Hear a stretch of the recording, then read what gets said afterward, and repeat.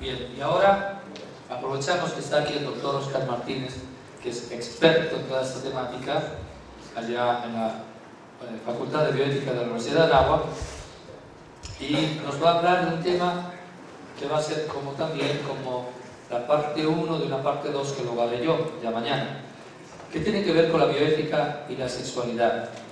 La bioética, alguien preguntaba, ¿qué es bioética? Y creía que eran solo estos temas de fecundación in vitro. A veces creyó, yo recuerdo un artículo ayer en Italia, de un periodista muy famoso además, Bruno Vespa, que hablaba de las clínicas de bioética, donde se congelaban embriones, en la cría no se congelaban embriones. Entonces, como se habla tanto de bioética en relación con estos temas, hay gente que cree. La bioética es bios ethos. Es la reflexión ética en torno a la vida, o mejor, los comportamientos del hombre que tienen que ver con la vida, en todos sus aspectos. ¿Ok? Entonces, la sexualidad es estudiada también, por ejemplo, en la teología moral sexual, o en la filosofía moral sexual, la filosofía de la familia, etcétera, etcétera. Pero tiene también una conexión inmediata con la bioética. Entra, de hecho, en el programa curricular de bioética, porque es la sexualidad el principio dinámico y humano del nacimiento de la nueva vida. Entonces hay una relación estrecha. Y de hecho muchas veces habría que trabajar más en la comprensión de la sexualidad para comprender lo que es el ser humano, procrear, lo que es la procreación y por tanto tener una mayor sensibilidad hacia el respeto del ser humano todavía no nacido, etc. Entonces, vamos a seguir así. El doctor Oscar Martínez les va a presentar una presentación, una conferencia, digamos, que es muy interesante, muy pedagógica también, sobre el sentido humano de la sexualidad, lo humano de la sexualidad. Sobre eso yo mañana abundaré un poquito. ¿De acuerdo? Así me ahorro un rato la voz. Bueno, pues queda el reto muy alto, pero vamos a ver qué podemos lograr en este ratito. Hemos hablado el día de hoy, desde la mañana, sobre algunos problemas de la sexualidad, sobre todo el tema de la infertilidad y la esterilidad. Y no se ha hablado hasta ahorita de lo que es en sí lo normal de la sexualidad. Entonces, como profesor de bioética de jóvenes como ustedes, hemos encontrado, tratamos de buscar siempre, perdón, no hemos encontrado, porque si ya encontramos, pues ya para qué seguimos buscando.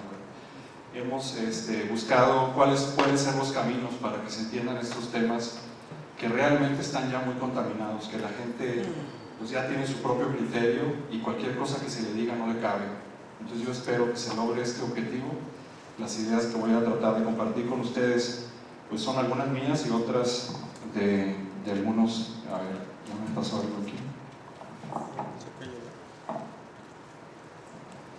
Yo quisiera comenzar con 3 premisas. Aquí les estorbo, ¿verdad? Pero bueno, voy a tratar de estar moviendo. Con 3 premisas que maneja la bioética, que no son las únicas, pero que para este tema nos van a servir mucho. Primero, que las normas éticas, no hay de otra, se fundamentan en la verdad, si no, no son normas éticas, serán normas positivas, del derecho positivo, serán dadas por legisladores, etcétera, etcétera. Lo que conocemos como normas éticas, su fundamentación está en la verdad. Segunda premisa, que la razón, nuestro intelecto como seres humanos, nos hace capaces de conocer la verdad. Esto, si lo digo en un ambiente como el de la UNAM o algunos otros ambientes que me ha tocado estar, ya me estuvieran chiflando. Ustedes no han chiflado, creo que entienden que es cierto. Para muchos la verdad no existe. El ser humano no le es posible alcanzar la verdad. Entonces, si hacemos el análisis desde el punto de vista filosófico, claro que conocemos la verdad y tenemos muchas maneras de llegar a ese acceso. Y tercero, premisa, que también la razón que es capaz de conocer la verdad, también es capaz de conocer el bien. No necesitamos tomar clases de bioética ni de ética para que se cumplan estas 3 premisas. Una persona sencilla del campo, le es natural ver a una mujer con un bulto en el abdomen y lo primero que piensa es que tiene un bebé allá adentro. A lo mejor tiene un tumor de ovario, pero lo primero que piensa es que tiene un bebé. La razón es capaz de conocer la verdad y además de conocer el bien. Para muchos científicos, como los que han mencionado el padre, no saben si de veras es un bebé o no es un bebé. Para nuestra Suprema Corte de Justicia, los 12 primeras semanas no es un bebé. Tan no es que han dado el permiso para abortar. ¿Por qué? Porque se están alejando de la verdad. Con estos tres premisas, quisiera yo utilizar el ejemplo de cómo podemos educar en la sexualidad o cómo podemos entender la sexualidad basada en la antropología. ¿Qué queremos decir con esto? Pues en la verdad del ser humano. Nos podrá decir cualquiera, bueno, es que hay muchas antropologías, bueno, pero una correcta entendimiento de lo que es el ser humano. ¿Y cómo podemos tener un correcto entendimiento del ser humano? Pues si contestamos que todos los que están en estas diapositivas son personas humanas, independientemente de si tienen un estado embrionario o si están en una enfermedad terminal o si son, no sé, algún discapacitado, etc. Si para alguno de nosotros, alguno de ellos no es persona humana, creo que ya se desvió el tema de la correcta concepción antropológica, la fundamentación antropológica. ¿Y qué elementos tiene toda persona humana? Cuando menos estos tres, cuando menos los quiero proponer para trabajar este ratito de este tema. Todos tenemos un cuerpo, todos reaccionamos ante los estímulos de una manera afectiva. Cualquiera me diría, bueno, los animales también tienen un cuerpo y también los animales reaccionan de manera afectiva, y las plantas incluso también. Lo que no tienen los demás seres vivos es la tercera parte, que es la dimensión espiritual. Tenemos un alma, de esto se ha hablado aquí en la mañana, no quisiera entretenerme mucho porque en un momento más voy a volver a hablar de esto. Un cuadro que le copié al padre Alejandro Ortega, que no lo veo aquí, le debo poner ahí el copyright. ¿Cómo conocemos? Conocemos primero por los sentidos externos. Conocemos por la vista. Vamos a empezar en el sentido de las manecillas del reloj. La A que está por allá, la vista, el oído, el olfato, el tacto y el gusto. Si yo me subo acá arriba y no sé si echar un brinco de aquí, ¿cómo conozco? ¿Cómo me doy permiso para actuar? Pues primero veo si es que hay luz para ver, y de acuerdo al tamaño de esto calculo si tengo la capacidad de dar el salto o no dar el salto. Entonces, en mis decisiones siempre iniciamos por los sentidos externos. Yo no estoy autorizado para dar el salto si este cuarto estuviera 100% oscuro y desconozco que esto mide 1 metro, un poco más de 1 metro, y menos con mi situación de rodillas. Yo creo que ni de 10 centímetros podría saltar. Después conocemos a través de los sentidos internos, porque mucha gente dirá, bueno, yo tengo imaginaciones en la noche o cuando me estoy bañando, platicábamos en el camino, se me vienen muchas ideas. Sí, no necesitamos verlas para poder tener. Los poetas, los artistas se inspiran en lo que son sentido común, la imaginación sensible, memoria sensible y la cognición. No vamos a detenernos ahorita. La tercera etapa que decíamos son los afectos, que pasa por estas 3 etapas: sentimientos, emociones y pasiones. Como decía el otro día una persona, lo daba por un hecho, decía, es que ya siento bonito por la secretaria, me siento muy bien con la secretaria, a pesar de que estaba casado. No tiene remedio, le decía yo a esta persona. Ojalá y no llegues a apasionarte por esta persona, porque quién sabe si haya salida. Como que son las 3 etapas de compromiso emocional, al menos en los seres humanos. Y tenemos la dimensión espiritual, que es la inteligencia y la voluntad, que decíamos que son exclusivos del ser humano. ¿Por qué echarles todo este rollo? Porque para poder entender el tema de la antropología de la sexualidad, tendríamos que irnos a lo más básico. Esta es una manera de abordar este tema. Podríamos, como decía, se puede abordar de otras maneras. Podría ser muy funcionalista, podría ser muy biológico, y a lo mejor podría decir, bueno, este señor está hablando como si estuviéramos hablando de clase de biología. Sí, vamos a hablar por unos momentos como si fuera una clase de biología. Todos los seres vivos tenemos una función sexual, y todos los seres vivos tenemos una conducta sexual. Vamos a ver qué quiere decir esto y vamos a ver qué le podemos sacar de provecho. ¿Qué es la función sexual? Pues es una función que se parece a las demás funciones. Tenemos una función respiratoria, una función digestiva, circulatoria, neurológica, urinaria, etc. Pero la función sexual es original, como dice aquí la diapositiva. No es igual que las demás. Si fuera a ver a su maestro, ya les estaría encargando de tarea que me dijeran por qué es original. Yo les voy a dar 3 lucecitas, a ver si ustedes son capaces ¿Le damos un punto extra, padre? ¿Le damos la tarde libre al que dé más? No, no acepta el padre. Le damos una plática libre, o una cheve más. Un descuento en el libro. ¿Por qué no es igual que las demás funciones? Porque la función sexual no es vital para el individuo. Si yo no respiro y cualquier ser vivo no respira, se muere. Si mi sangre no circula en mi cuerpo, en cualquier ser vivo, se muere. Si mi sistema digestivo no funciona, me muero. Si mi sistema de riñones no funciona, me muero. Si yo no ejerzo la función sexual, no me muero. Y no sé si ya están empezando a pensar qué onda con el celibato. ¿Por qué hay tanto ataque a que por qué debe haber célibes? ¿Por qué la iglesia sigue permitiendo sacerdotes consagrados, consagradas que viven, vamos a decir, su castidad? No es una función vital para el individuo. ¿Para quién sí es vital? A la especie.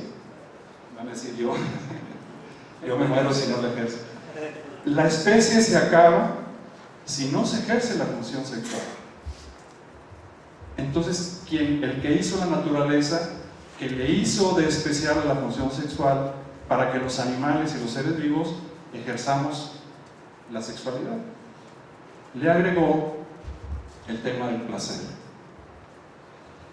Como le interesa a la naturaleza que la reproducción, que no es vital para el individuo, se lleve a cabo, le agregó una carga afectiva muy importante. Si yo estoy en un lugar muy cerrado y siento que hay mucho humo y me estoy ahogando, salgo al aire libre y cuando respiro, ¿qué siento? Placer. ¿Por qué? Porque entró un adecuado aire, de alguna manera el más limpio que el que estaba contaminado, y me hace sentir bien. Si yo como de manera adecuada, en cantidad adecuada, etcétera, etcétera, a mis horas, ¿qué siento? Placer. El ejercicio adecuado, si yo voy al baño, pues siento también placer, porque estoy completando una función. De todos los placeres, ¿cuál es el placer más importante en los seres vivos? Otra respuesta para la ética de la sexualidad: ¿el placer es en sí mismo malo? En principio, ¿no? Vamos a ver otras cosas. ¿Por qué más es original la función sexual a diferencia de las demás funciones? Y no estoy hablando del ser humano, estoy hablando de todos los seres vivos. Porque para poderla ejercer de manera completa, ¿qué necesitamos? Para poder ejercer de manera completa la digestión, ¿qué necesito? Nada, yo soy autosuficiente. Para poder ejercer la función respiratoria, a menos de que esté enfermo y necesite un ventilador, para poder ejercer la función cardiovascular, etcétera, cualquiera, me basto yo solo. Pero para la función sexual somos incompletos. ¿Qué nos falta? Un ser complementario. En ninguna de las demás funciones necesitamos a otro para completar. Aquí sale otra luz de la ética de la sexualidad. ¿Para qué? A ver, ahora sí le damos la chévere extra. ¿Qué podríamos sacar de conclusión de esto? 2 conclusiones o 3 conclusiones para la ética de la sexualidad. ¿Están dormidos? Platicar un chiste, ¿qué hacen? A ver, Marcelo. De los matrimonios entre homosexuales o Una no se complementa. ¿Cuál otro ejemplo? ¿Qué me dicen de la masturbación? Yo les pongo a los jóvenes como ustedes el ejemplo. Si una persona come y come y come y luego se va al baño a vomitar, ¿cómo le llamamos a eso? Bulimia. ¿Es una enfermedad? ¿Causa problemas de salud, psicológicos? ¿Por qué si una persona se autoerotiza o se masturba, decimos que es normal? Está haciendo un corte al ejercicio de su función sexual. No la está ejerciendo de manera completa.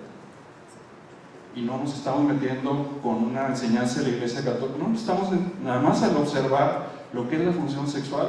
Quien ejerce la función sexual él solo, la está ejerciendo a medias. Y en el tema de la naturaleza, está yendo en contra de la naturaleza. Hay muchas respuestas de la ética y algunas otras, pero no hay mucho tiempo.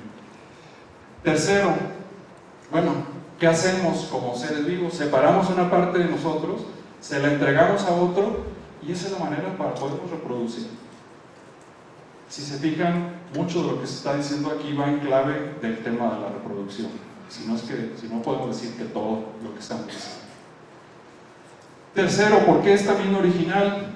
Porque como resultado del ejercicio de esta función, como resultado del ejercicio completo de la función digestiva, ¿qué pasa? Pues vamos al baño. Como resultado del ejercicio de la función respiratoria, ¿qué pasa? Echo fuera el dióxido de carbono y todo lo demás. De la función urinaria, pues echo fuera también el tema de la orina, etc. Como resultado del ejercicio completo de la función sexual, ¿qué pasa? Generar nuevos individuos de la misma especie. ¿Se parece entonces la función sexual a las demás? Para nada.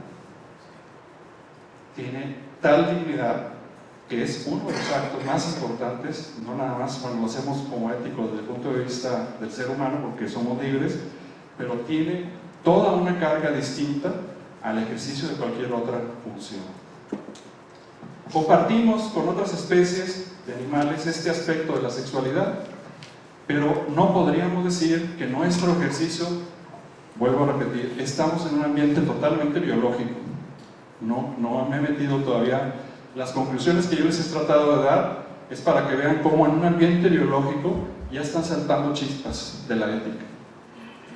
En ese ambiente biológico podríamos decir que si es igual o no es igual la función sexual del ser humano y los demás seres vivos.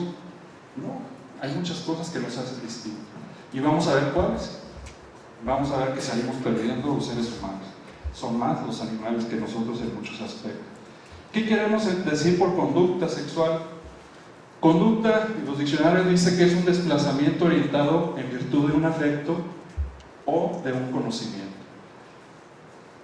Yo doy pasos porque estoy viendo el piso, estoy viendo que está plano, conozco este piso y sé que puedo dar pasos. Eso es una conducta que me hace caminar enfrente de ustedes. También me estaría moviendo porque tengo calor o tengo frío, entonces mis afectos me están molestos, entonces me tengo que estar moviendo por el saco, etc.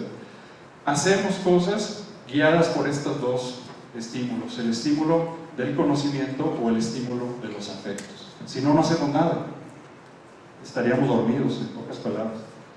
Entonces la conducta se puede orientar por los afectos y pueden incluso regir la conducta en el hombre como en los animales. ¿Por qué se deja ir el perro tras la perra cuando la perra está en celo? Porque de alguna manera detecta que está en celo y sus afectos, ahí voy detrás.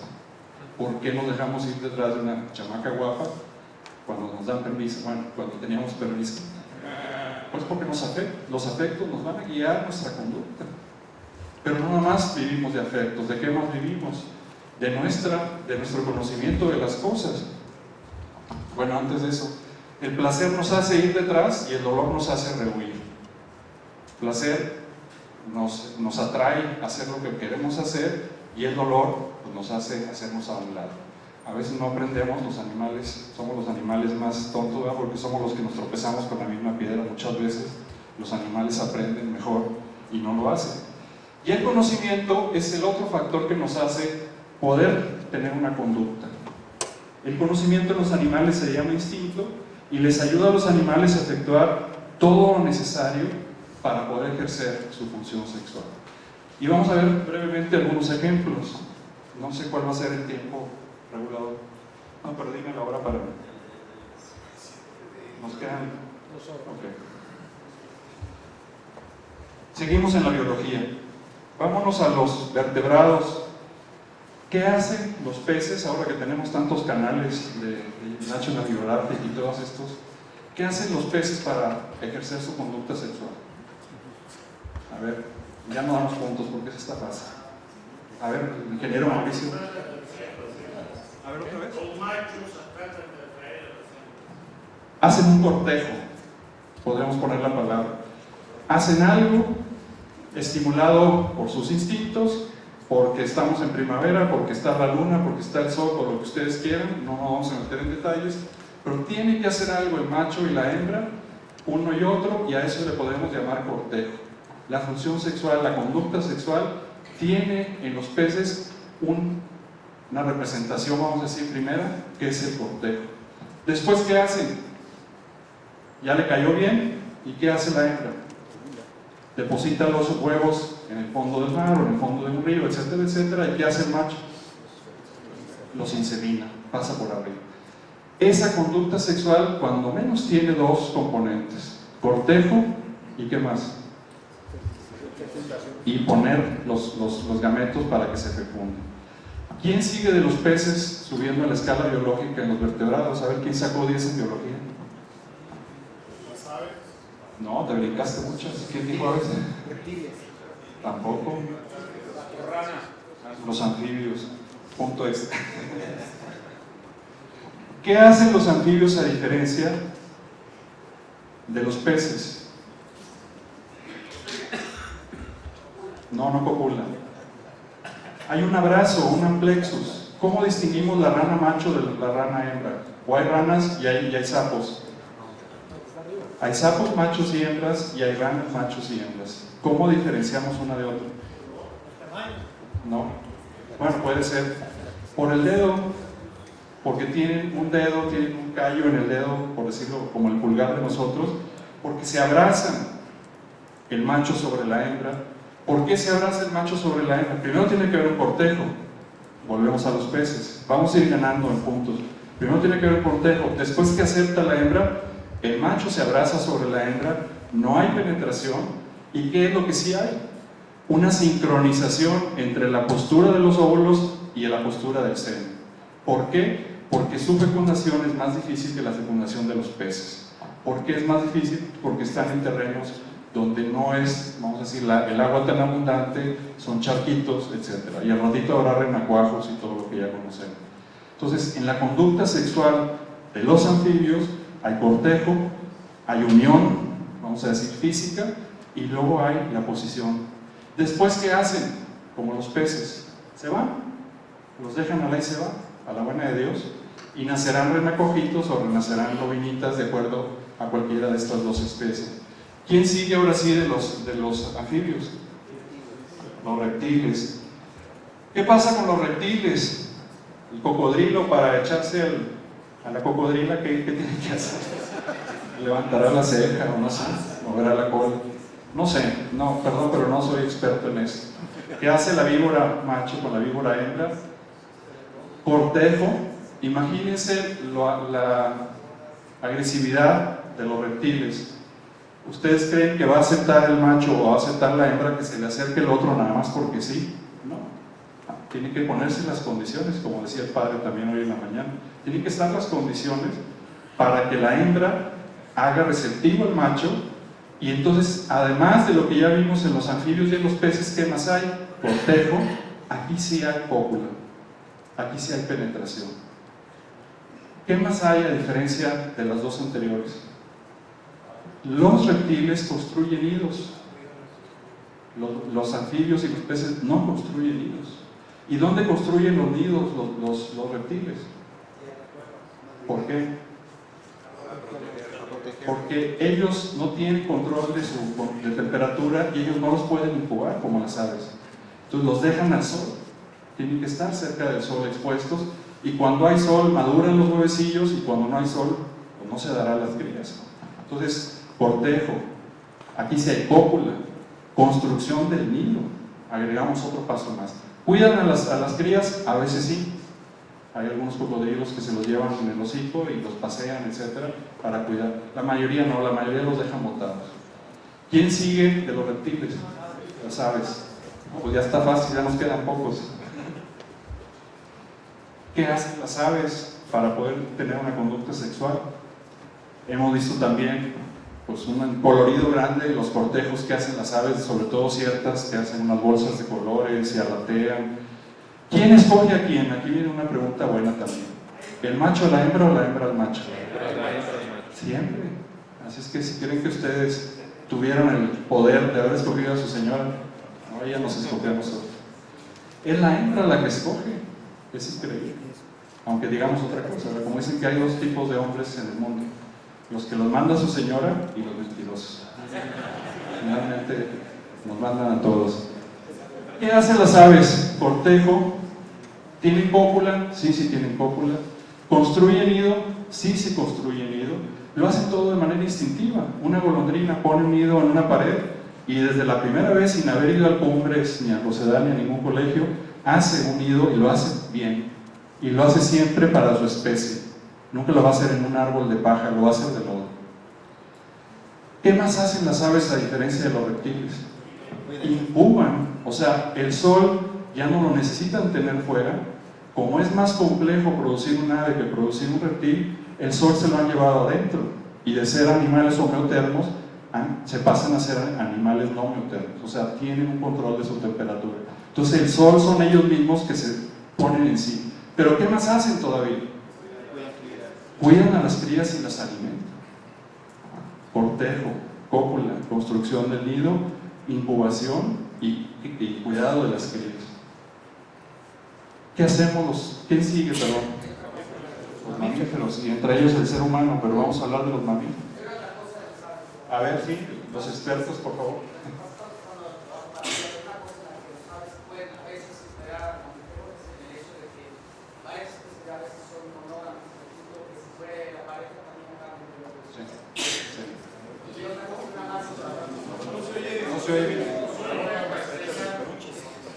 Que son monógamas, algunas aves, dice primero. ¿La segunda? La segunda es el hecho de que si los machos cogen a la hembra, cuando son cortejados por más de un número de machos, como la botan y van por otro.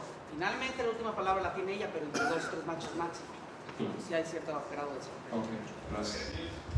¿Qué hay en los mamíferos a diferencia de las aves? Los mamíferos somos más complejos que las aves y ya no podemos dejar la incubación afuera. Entonces el nido se construye pero adentro del cuerpo de la hembra. ¿Para qué? Para que 24 horas del día esté el calor necesario para que se genere todo el desarrollo de ese embrión. Entonces en los animales, imagínense el cortejo de unos caballos es muy agresivo. Se dan unas mordidas y unas patadas bravas, ¿verdad? Tiene que haber cortejo, tiene que haber cópula. La construcción del nido cambia totalmente porque ya no lo tienen que construir como la golondrina. La construcción del nido se da de manera natural en el vientre de la hembra.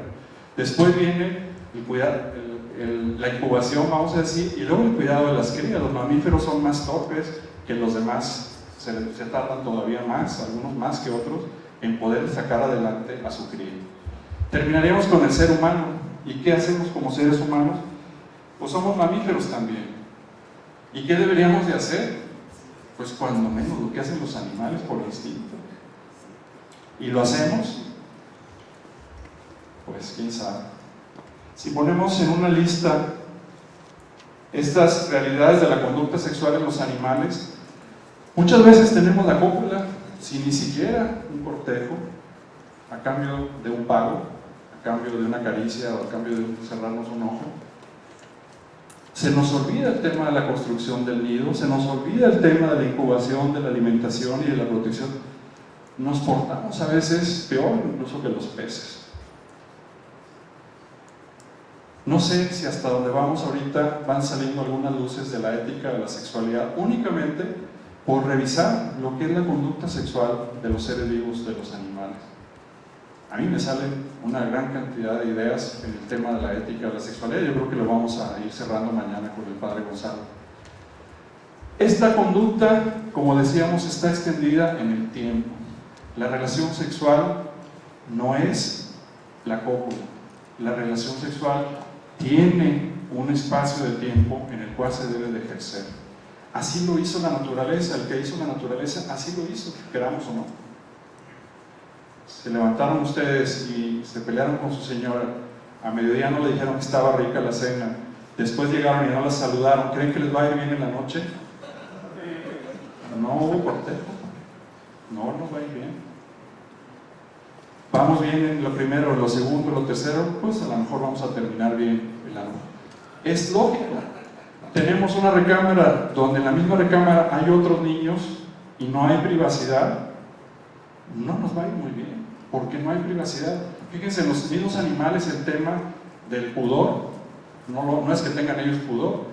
¿Por qué los animales salvajes se esconden para tener sus relaciones sexuales? ¿Por qué no vemos, bueno, sí lo vemos en los programas, porque me imagino que le dedican un chorro de horas para captarlos? ¿Por qué hacen su contacto sexual muchas veces en lo escondido? Porque les da pudor para que no los vean. No, porque están ejerciendo una función que les llena el 100% de sus instintos y los hace ¿qué? Vulnerables a los depredadores. Se tienen que esconder porque en ese momento no les dan los sentidos para dedicarse a defenderse. Por eso lo hacen, pues, a menos de que sea el depredador máximo, que le vale, ¿verdad? Que venga los demás no me van a hacer nada. Pero quien depende en la escala y se lo van a venir a comer, pues se van a comer a dos porque están ocupados y están distraídos. Lo mismo podríamos decir que ese es el fundamento del pudor de las relaciones sexuales conyugales. Decía yo el ejemplo, si en la misma recámara conviven en una casa de gente con poca economía, los papás y los hijos y los abuelos, ¿cómo estará la función sexual ahí, la conducta sexual? Totalmente problemada. Como orientadores a veces de parejas, estas son algunas de las preguntas que se hacen a veces. Oye, ¿y de qué manera tienen ustedes sus relaciones conyugales? ¿En paz, en calma, tranquilos? ¿O están ahí todos nerviosos? Por eso pasan tantas cosas. Para continuar y para ya ir cerrando, valdría la pena decir que los instintos de los animales, a pesar de que los alumnos me dicen que los animales son más libres que nosotros, no son libres. Sus instintos están cerrados y están especificados, y siempre son los mismos. La golondrina siempre va a ser un nido de lodo con hojitas o con varitas, nunca lo va a hacer de paja en un árbol. Eso lo hace de manera automática sin ir a la escuela y lo hace bien desde la primera vez. Claro, tiene reflejos condicionados y aprenderá a hacerlo mejor la segunda vez.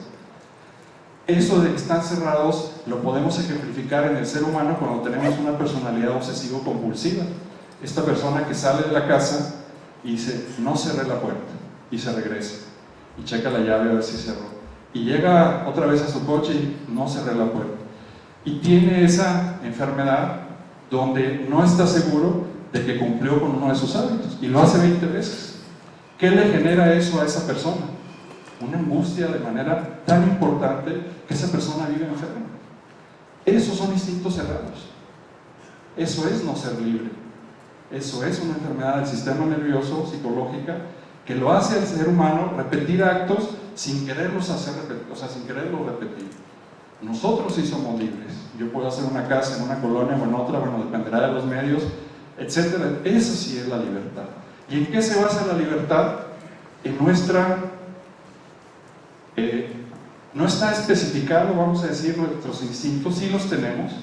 Tenemos una parte instintiva, nada más vean a un bebé y vean lo que hace. Si tiene a dónde agarrarse, se agarra. ¿Por qué? Porque tiene un instinto que le dice, aquí hay algo de dónde agarrarme, y aunque tenga un día de nacido, se agarra. Usted le pone las manos y se prende del dedo. Si tiene algo cerquita de la boca, ¿qué hace? Se deja ir sobre eso porque está esperando comer. Tenemos reflejos biológicos como los demás animales, sin embargo nuestros instintos están abiertos y esos instintos los tiene que especificar nuestra formación. Por eso tenemos la obligación de hacer que nuestros niños se formen, etc. ¿Por qué? Porque si no lo hacemos nosotros, nadie va a llenar ese hueco. No sé si han visto el caso de los niños robots o los niños refrigerador, les dicen en algunas partes, que nacieron sin padres o nacieron, vamos a decir, en la calle, los niños de la calle, que matan a otro de los que están con ellos y los ve uno con la cara como si no hubieran hecho nada. Parece que están actuando como unos animalitos, porque no hubo en la sociedad quien les llenara esa parte afectiva, porque no tuvieron papás o por lo que ustedes quieran. Necesitamos especificar nuestros instintos. Nuestro conocimiento intelectual, la parte que decíamos espiritual, nos coloca en la realidad por esa capacidad libre de entender la realidad. Nuestra inteligencia es la que hace guiar nuestra conducta. Ojalá que así fuera siempre. Y sobre todo nuestra voluntad nos da el permiso de hacer. La inteligencia nos da el permiso de hacer. Controlamos nuestra conducta sexual por nuestros instintos, pues así actuamos muchos, desgraciadamente. Nos dejamos llevar por los impulsos. Es que estaba demasiado bien esta que se me atravesó. Sí, pero además de tus afectos y de tus pasiones, arriba de ellos debería de estar la inteligencia y la voluntad. Y ya para cerrar, por si hubiera algunas preguntas, vemos también por nuestra inteligencia y nuestra voluntad libres, vemos al otro como otro y no como cosa. No quiero decir que los animales vean al otro como cosa, pero el animal puede tener cópula con su padre, con su madre, con su hijo, con su hija. Es un macho y una hembra que van a tener una relación sexual, una función sexual. El ser humano ve al otro como persona, y eso de ver al otro como persona le hace tener que respetar su dignidad, su individualidad, su libertad, etc. Y no son cosas. ¿Y qué nos hace ver la cultura en el tema de la sexualidad en el ser humano? Pues que parece que las mujeres son cosas, y finalmente parece que es cierto, ¿verdad? Las ponemos en los anuncios, las ponemos para vender coches, lo que ustedes quieran. ¿Y qué ha terminado pasando con la liberalización de la mujer? Pues que las hemos transformado en eso, desgraciadamente. Entonces, otro aspecto que podríamos completar con esto es que el ser humano puede ver el tema de la función sexual y la conducta sexual no únicamente por el tema del placer, sino también por el tema de la procreación. Los animales lo hacen instintivos. Ellos no es, voy a hacer la cópula porque se siente bien. No, está todo en clave de reproducción. También esa clave de reproducción está en el ser humano. Así nos hicieron, así nos hizo la naturaleza. Sin embargo, somos libres, y en el tema de esa libertad es el tema que ha generado todos los debates de la ética y de la bioética de la sexualidad. Porque con nuestra libertad podemos ejercer la función sexual para muchas cosas distintas al tema de la reproducción. Entonces, ¿de dónde surgen las normas de la sexualidad y la ética de la sexualidad? ¿De una persona que está vestida de blanco en el Vaticano? No. ¿Del Antiguo Testamento? No. ¿Del Decálogo? No. Hay algunos datos ahí. Surgen del conocimiento de lo que es en sí el ser humano como ser humano. Es automático, lo decíamos hace rato, la función sexual, si la ejerzo de manera individual es incompleta, ejercer la función de manera individual y no complementaria tiene un problema ético. Si el que está complementándome no me complementa porque somos del mismo sexo, aquí hay un problema de la ética de la sexualidad, porque estás violentando algo que la naturaleza te está diciendo que está mal.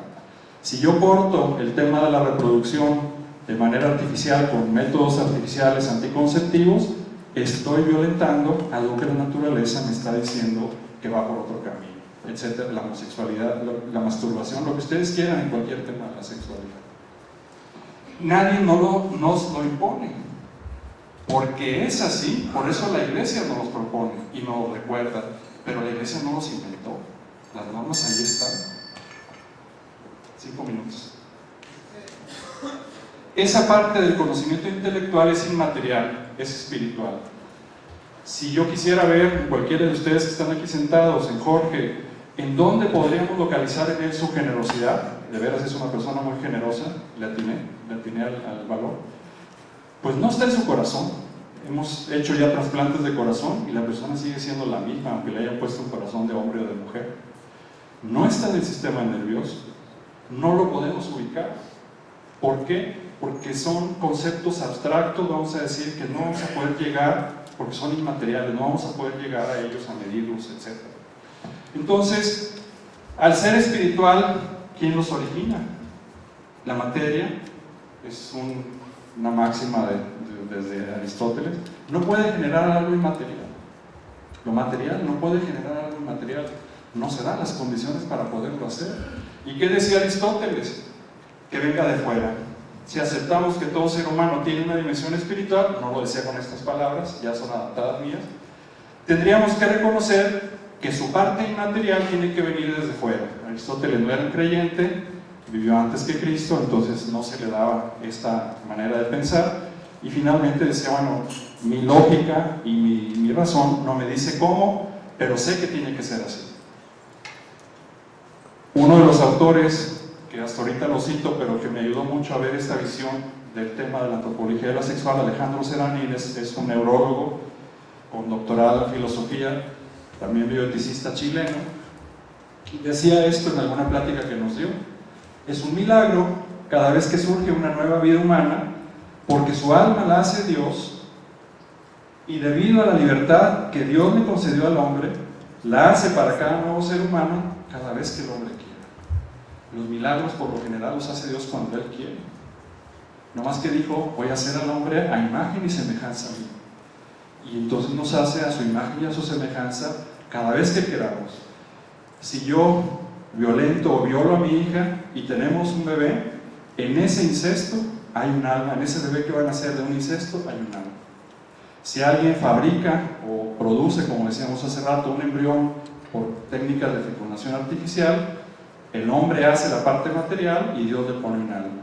Si llegamos a clonar a un ser humano, pasará lo mismo. Siempre va a pasar lo mismo. Dios se comprometió con el hombre a darle un alma cuando dijo, hagamos al hombre imagen y semejanza.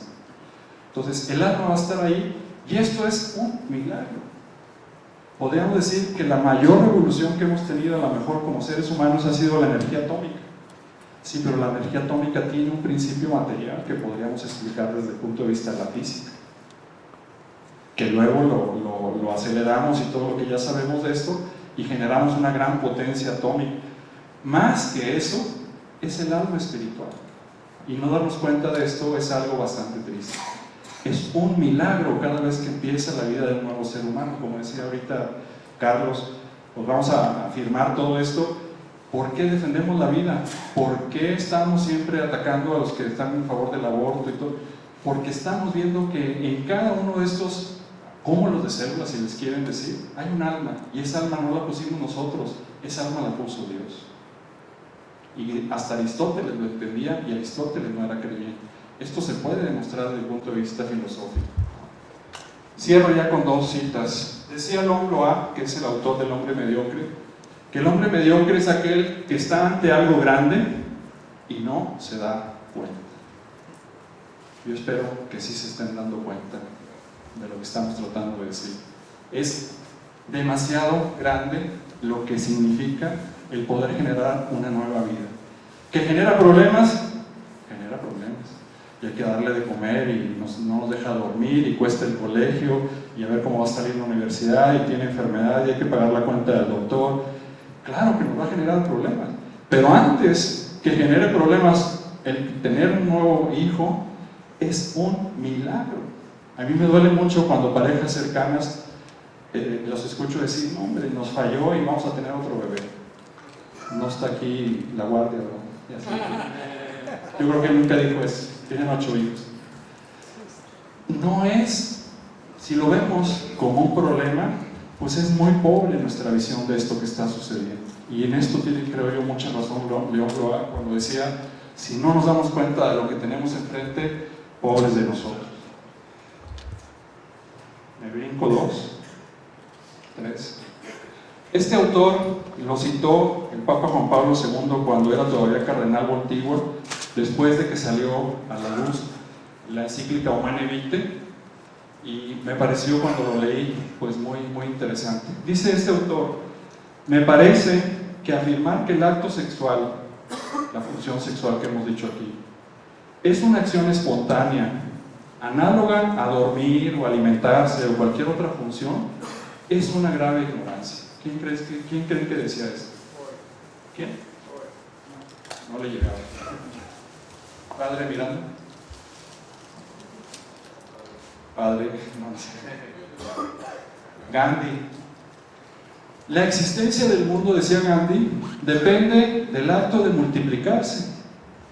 Y como el acto de multiplicarse es dominio de Dios y de su poder, este acto de multiplicarse debe de estar sometido a la norma que mira a salvaguardar el desarrollo de la vida sobre la tierra. No es la función sexual en el ser humano cualquier cosa.